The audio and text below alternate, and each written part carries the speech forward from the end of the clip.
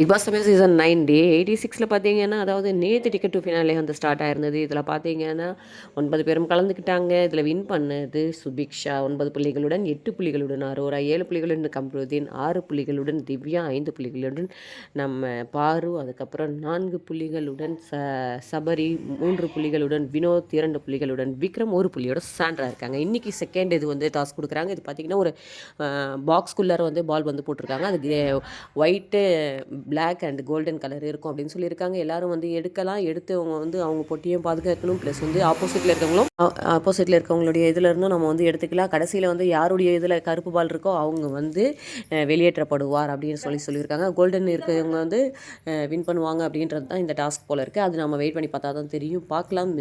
நேற்று நடந்த டாஸ்க்லேருந்து இன்னும் 2 பேர் வெளில வரல, அரோரா அண்டு சுபிக்ஷா. இன்றைக்கி வந்து இந்த டாஸ்க் வந்து ரொம்ப டஃப்பாக இருக்கா என்னன்னு பார்க்கலாம். கடைசியில் கம்ருதீனுக்கும் பார்வதிக்கும் தான் முட்டிக்கிச்சு. பார்க்கலாம் இது எங்கே போகுது.